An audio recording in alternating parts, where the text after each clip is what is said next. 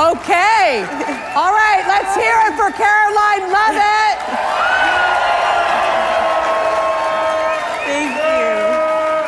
Thank you. She's going to be doing the White House press briefing from the CPAC stage, right? No news. Sorry, guys. No way. All right. It's so great to have you here. Okay, so is this your first time at CPAC? This is not my first time at CPAC. In fact, last year when I was at CPAC, we were on the campaign trail with President Trump. Yep. I was doing Media Row, and I was pregnant with my child. I was wearing this big blazer, and now I have a 7-month-old baby, and we're at the White House. So it's been a good year. Well, for me, it's an honor to be with you and be able to interview you. I do feel like you're kind of like my kid's sister. And I do know that blondes have more fun because my younger sister is also blonde. But, you know, I got to ask you, you know, we're 31 days into this administration. Yes. This historic Trump administration. What's the president's mood? Jubilant, excited, exhilarated, and defiant. And the president is not backing down. We've seen judges in courts acting like judicial activists. We have Democrats who are hooting and hollering outside of empty federal office buildings because we want to simply cut fraud, waste, and abuse from our federal government. And we are not going to be deterred. The president will not be deterred. He is going to continue moving forward, delivering on the promises he made. And look at 30 days, the golden age of America has begun, and we're just getting started.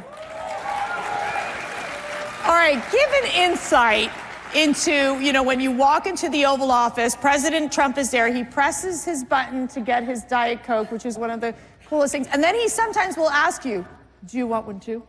And so, and you really don't say no. Even if you don't like Diet Coke, guys, I'm sorry, you don't say no. But, you know, when he comes to you and he says, Karoline, this is what we need to say. I mean, give us an insight as to one of those instances that you can recall that you were like, wow, okay. He's really in charge. We got to get this done. Yeah, I mean, every single day. The president, we joke. Every single day. He's the president of the United States. He's also the communications director of the White House because he dictates the message. He executes the agenda.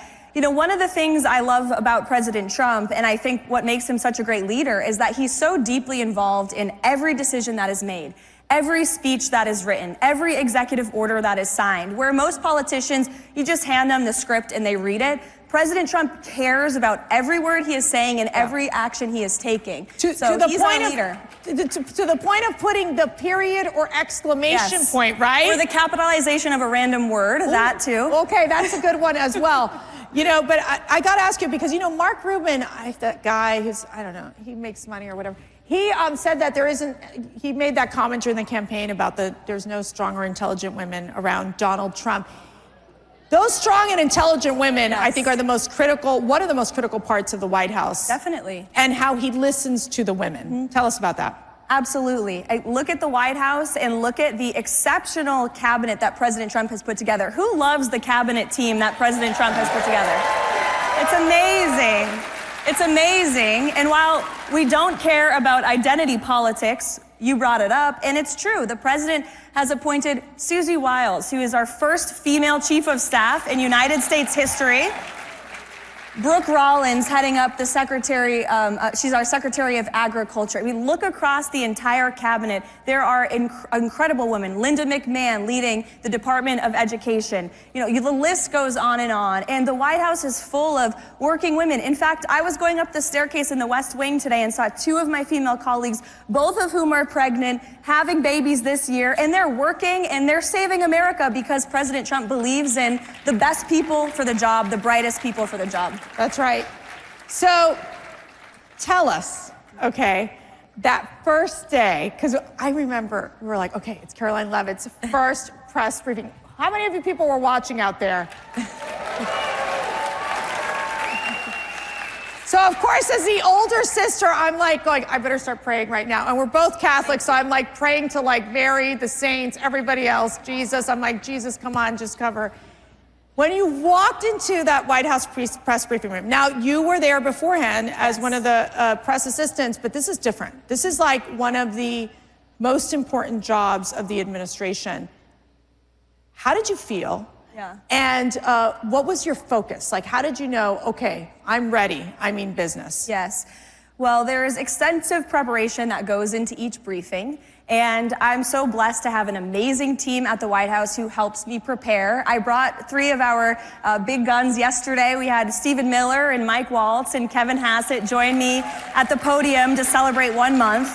And I lean on the policy experts in the building and, to figure out what is fake news versus what is truth. So a lot of preparation, a lot of reading, talking to the president to understand his thinking. And then when I got to the podium, I realized the president is delivering on everything he said he was going to do, which makes my job as his spokeswoman easy, because I'm not working for a politician who's lying and we have to spin. I'm working for a man who said things and he's delivering on those things every day. Now, I remember, because I worked in the first administration, and the press secretary at the time, I was a strategic communications senior advisor for President Trump, and our press secretary at the time was now Governor Sarah Huckabee Sanders, who will be on stage with me tomorrow. But I remember those exchanges between Sarah and this guy, let me remember his name, wait a second. The CNN guy, Jim Acosta? Oh, wait, he's not on CNN anymore. That's right. He was like, it was just so, I would say, you don't mind the aggressive questions, you take the aggressive questions, but it was just always to the point that it was like, how do you destroy Donald Trump? How do you destroy the individuals of staff? It was so, when they do say Trump derangement syndrome, and I do think that there's also Elon Musk derangement syndrome happening too with the media, because they don't know how to handle it. How do you view that differently from the first administration till now? Because it was a lot of dealing with Russian hoax at the beginning, special counsels. It was constant because the media was trying so hard to, and they never apologized, right? They didn't apologize about the Russian hoax. Yeah, that's right, they didn't. So this time around, it's a very different strategy that you all are taking forward. What is that strategy? Well, first of all, since you brought up Jim Acosta, he's been saying some not so nice things about me online, and I've resisted responding, but since you brought him up, I'd like to say to Jim, at least I have a job, Jim, okay? Just saying. Now, moving on, as far as the strategy, we are on offense. We are on offense every single day, and the president leads from an offensive mindset. We are not going to apologize for cutting waste, fraud, and abuse from our government. We are not going to apologize for mass deporting illegal immigrant criminals who have broken our nation's laws and terrorized our communities. And we are not going to apologize for slashing regulations and undoing the disastrous policies of the previous administration.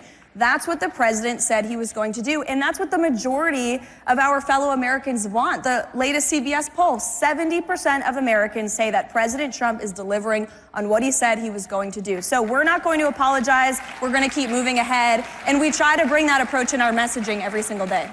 So I got to ask you, you're working all the time. These jobs are, when I tell you so demanding, they are so demanding, and I do feel that it is like warp speed what you're dealing with, even more so than we saw in the first administration. How do you get the strength to just get through every single day? My faith in God, absolutely. Waking up every day and just remembering I'm blessed, and we're all blessed to live in this country and to have a president who is looking out for us every day. Family support, and our team at the White House. We really have a great team. And you talked about how the media tried to cause so much division within the White House in the first term. They're trying to do it, but I think they're failing. They are not getting away with it because we truly have such great camaraderie. And the people I work with every day, they're friends and we're together. 18 hours a day. So you gotta like who you're around. But we truly are having fun and we're getting work done. And again, the president is leading with that positive, happy warrior attitude, and it transpires to the rest of the White House every day. And in the first administration, there were those chiefs of staffs that were trying to undermine President Trump.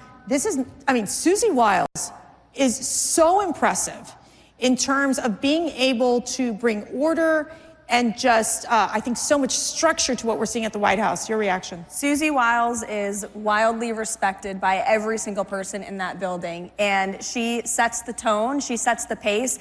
She's like that person in your life that you'd never want to disappoint. Like, you'd never want Susie Wiles to look at you and be disappointed. Everybody just has the utmost respect for her, especially the president. And they have a great relationship, and she's done a phenomenal job. She led the most historic campaign in American history and the biggest victory on November 5th. And we're so grateful to have her at the White House. Now, I remember when I met Karoline, she was running for Congress in New Hampshire. Yes. And I mean, the energy and the charisma of this young woman. How old were you at that time? Oh gosh, I wasn't Like even old enough to be in Congress when I started the campaign. I was 23 years old and turned 25 in the midst of it all. So what lessons did you learn during that campaign? And I watched you in action to what you are able to apply that to your job today. So many lessons. First of all, running for office was an incredible experience, and I think it helped prepare me a lot for this job. But obviously, public speaking, not being afraid, and just doubling down on your positions and your values. And grateful for the experience. Glad I lost the general election, because this job is a heck of a lot more fun. Yeah, no kidding. Well, you realize something in life, and you appreciate this. God has a plan, right? God has a plan for every single one of us. And, with disappointments that come in life, then come other great opportunities and great things. Okay, so let's talk about the Gulf of America. Okay. So tell me what happened with the AP. Give me what's going on here. So it's just us, right? It's just us. Okay. Well, I really would love to answer this question, but upon driving over here from the White House, I actually learned that I have been sued by the Associated Press. Oh, that means, okay, we cannot, okay. Yeah. Wait, personally? We'll see them in court. Wait a second, personally? Yes. Yes. See, this is what these people do. It's called lawfare. You can't say it. I'll say it. It's called lawfare, people. That means I'll probably get sued in the next 30 minutes or so. Okay, keep going. So I wanted to get the White House counsel on the phone before taking this stage to see what I can and cannot say. You really can't say anything. But look, we feel we are in the right in this position, and I said in my first briefing at the podium, we are going to ensure that truth and accuracy is present at that White House every single day.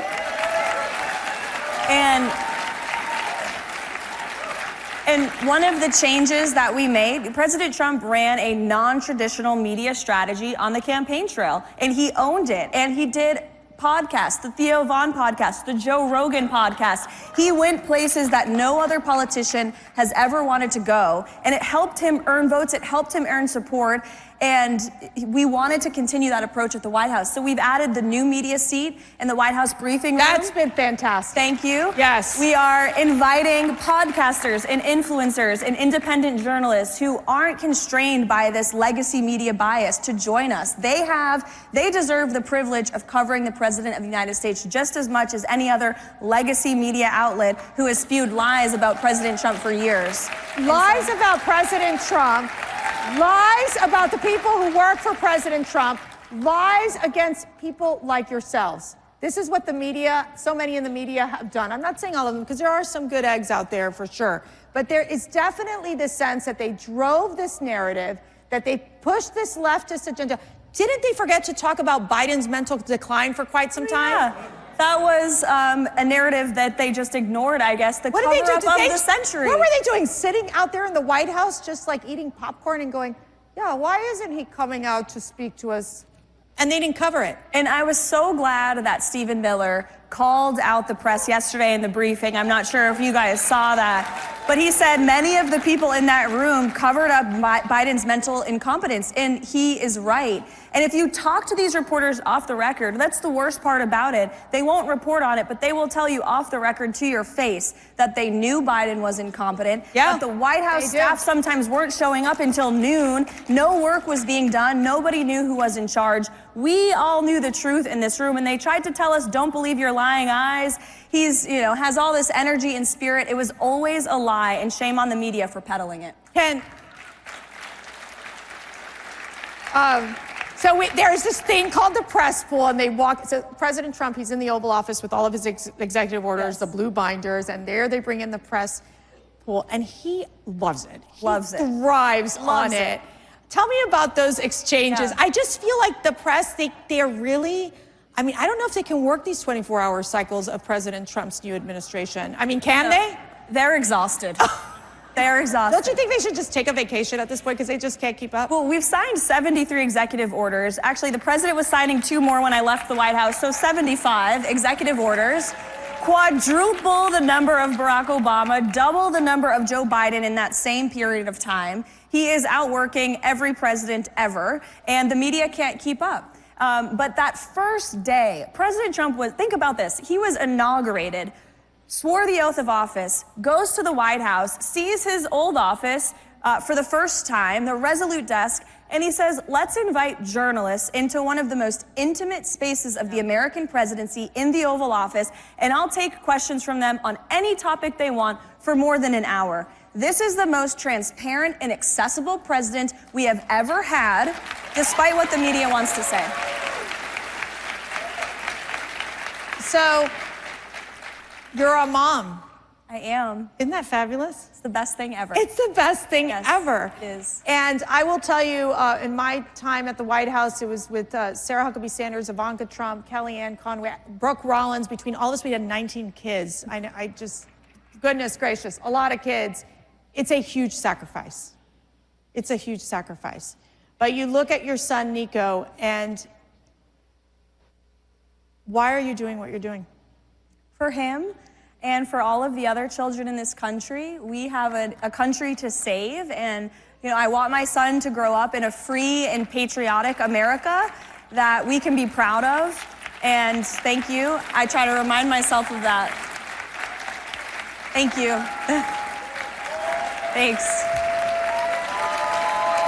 Thank you. Thank you. All right, one more question here. So yesterday I asked Vice President J.D. Vance. Yes. Who's great, by the way? Who loves our vice president? I mean, seriously. The best. I asked him the question, what is your message to young men? There's a lot of young women out there, young girls who really admire you. I mean, in addition to being the youngest press secretary in history, really doing the work that you're doing and just being so strong while you're doing it. It's so admirable. What's your message to these young women? Stay strong, speak the truth, and don't let anybody tell you you can't achieve your dream or you can't get to that next step. Just believe in yourself, because there will be a lot of people who don't believe in you, who cast doubt on you, who talk bad about you. Screw them. It doesn't matter. It doesn't matter. Ladies and gentlemen, Karoline Leavitt, your president.